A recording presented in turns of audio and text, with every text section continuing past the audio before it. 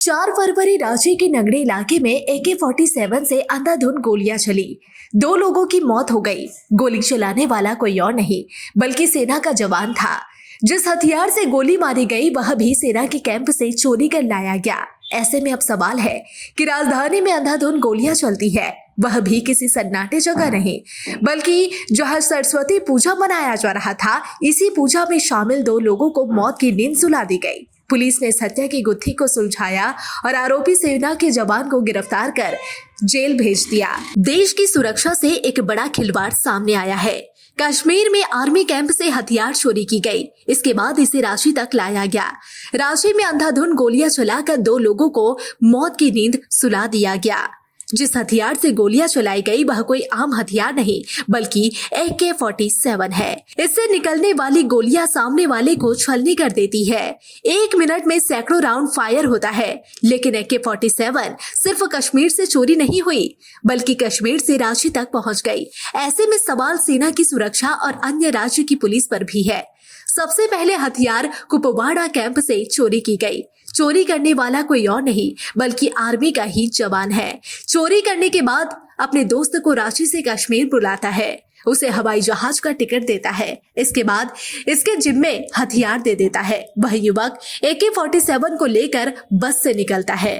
पहले देश की राजधानी दिल्ली पहुंचा, इसके बाद फिर मुजफ्फरपुर और फिर रांची तक का सफर तय किया। हजारों किलोमीटर की यात्रा की, लेकिन फिर भी किसी ने इसे नहीं रोका। अगर यह युवक किसी आतंकी संगठन से प्रेरित रहता तो देश की राजधानी से लेकर कई शहरों में खून की नदियां बहा सकता था, क्योंकि AK-47 1 मिनट में दर्जनों लोगों को मौत की नींद सुला सकती है। ऐसे में आखिर हथियार लेकर युवक रांची तक पहुंचा और फिर 4 फरवरी को नगरी में अंधाधुंध गोलियां चलाई।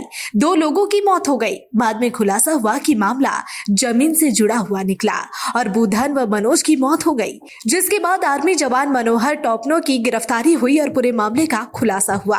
ऐसे में अगर देखें तो खुद राज्य के SSP चंदन कुमार सिन्हा ने सभी बिंदुओं पर अपनी बात रखी और बताया कि कैसे हथियार कश्मीर से रांची तक पहुंचा है। 4 तारीख की रात्रि में नगरी थाना क्षेत्र में दोहरा हत्याकांड हुआ। 2 व्यक्ति की हत्या हुई थी और उसमें मृतक का नाम एक बुधराम मुंडा और दूसरा मनोज कच्छप्पा, दोनों कतारपा का। यह घटना बड़ी ही हृदय विदारक थी और रांची पुलिस की बहुत बड़ी चुनौती थी। इसमें तुरंत ही एक SIT गठित किया गया रूरल SP के नेतृत्व में, और इस पूरी टीम में जो लोग थे उसमें सुमित कुमार अग्रवाल रूरल SP थे, अरविंद कुमार DSP 2, महेश्वर प्रसाद सिंह सदर अंचल के पुलिस इंस्पेक्टर, रामनारायण सिंह रातू थाना प्रभारी, अनिल कुमार तिवारी और मांझी थाना प्रभारी, अभिषेक राय थाना प्रभारी नगरी जिनके एरिया में घटना घटी, दलादली OP का संदीप कुमार, नगरी थाना का शुभम कुमार, रातू थाना का उज्ज्वल कुमार और की टीम और हमारी टेक्निकल सर्विस की पूरी टीम ने आउटस्टैंडिंग इन्वेस्टिगेशन किया। और इस इन्वेस्टिगेशन के बाद हम लोग जो है 2 अभियुक्त को इसमें पकड़ा। पहला वह अभियुक्त जिसने गोली चलाई, उस व्यक्ति का नाम मनोहर टोपनो है। ये आर्मी का जवान है। ये 47 RR रेजिमेंट का जवान है और ये भी नौकरी कर रहा है। कुपवाड़ा में इसकी पोस्टिंग है और कुपवाड़ा से जिस हथियार से इसने गोली मारी है वह एक AK-47 हथियार है, जो आर्मी का हथियार है। घटना बड़ी ही सनसनीखेज घटना है। कारण जो ये बता रहा है और जो प्रथम दृष्टया सही प्रतीत हो रही है, इसका कहना है कि 2015 के आसपास इसने एक एग्रीमेंट किया था जमीन का, उसी गांव का तरफा के सनीचरवा में उसी का भाई बुधराम है जो मृतक है। लेकिन इसने 2 लाख एडवांस किया, 36 डिसमिल जमीन की 22,000 को 25 डिसमिल बात हुआ, 2 लाख इसने एडवांस भी दिया। लेकिन उसके बाद वह जमीन इसको डिलीवरी नहीं होने लगी। उस शनिचरवा की मृत्यु हो गई। फिर बुधराम जो था उसने इसे देने से मना कर दिया, लगातार अड़ंगा लगाता रहा। बहुत दौर का निगोसिएशन चलता रहा। फिर इसने जो है एक एग्रीमेंट किया, चलो 36 में से 18 डिसमिल ही दे दो। फिर 18 की बात हुई, फिर इसने 2 लाख एडवांस दिया। लेकिन फिर से बुधराम लगातार इसके काम में अड़ंगा लगा रहा था और जमीन की डिलीवरी नहीं हो रही थी। उसके घर वाले तक ने कहा बुधराम को कि नहीं तुम छोड़ दो, जब वो पैसा दे दिया तो जमीन दे दो। लेकिन बुधराम इस बात को नहीं मान रहा था। अल्टीमेटली 2015 से मैटर खींचते खींचते 2024 चला आया और पहले 36 से 18 डिसमिल पर ये माना। 18 के बाद ही जो सड़क पहले 8 फीट थी उसको चौड़ा करके वो 18 फीट कर दिया, दूसरे को जमीन बेच दिया और ये लगातार परेशान था। अब इसको लगा कि जब तक बुधराम जीवित है हम इस जमीन पर कब्जा नहीं कर पाएंगे, और इस आक्रोशवश इसने जो है पहले वहां पर एक हथियार की चोरी की आर्मी से। फिर यह आदमी एक ड्यूटी में जा रहा था बरेली आर्मी स्कूल में बच्चों के साथ, उस ड्यूटी के दौरान ही उस हथियार की चोरी करके निकला। अपने एक मित्र को इसने फोन करके बुलाया जो यहाँ से फ्लाइट से गया जम्मू, इससे हथियार लिया और उसके बाद उधर से बस से आया, जम्मू से दिल्ली बस, वहां से फिर मुजफ्फरपुर, मुजफ्फरपुर से रांची।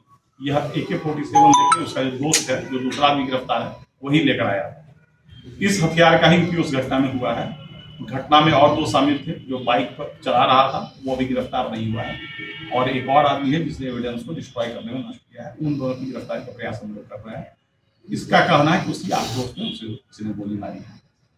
सर कितनी गोली मारी होगी 47 में? ये एग्जैक्ट इसको भी अभी आइडिया नहीं है, लेकिन गोली अच्छी खासी चली है। ये जवान कहाँ का रहने वाला है मूल रूप से? मूल रूप से ऐसे यही गाय सर इटकी थाना क्षेत्र का। मैंने सर ये कहा जा सकता है कि चिनारो-पुरियो गांव मैंने है। जमीन को लेके ये सब पूरी तरह से फ्रस्ट्रेशन में आ गया। इसका कहना है कि हमसे जो है पैसा भी लिया गया और 9 साल से हम झूठ रहे थे, और लगातार बुधराम, और इसका इंटेंशन कल बुधराम को मारने का था। जब बुधराम पर इसने गोली चलाई, जो एक और आदमी था मनोज कच्छप, वह इसको पकड़ने दौड़ा और तब इसने उसको गोली चलाई। कई बार हथियार की जानकारी मिली है, लेकिन यह पहुंचता कैसे है इसकी जानकारी नहीं निकल पाती है। अब नगड़ी हत्याकांड से खुलासा हुआ, जो अपने आप में चौंकाने वाला है, जो देश की सुरक्षा पर प्रश्न चिन्ह खड़ा करता है।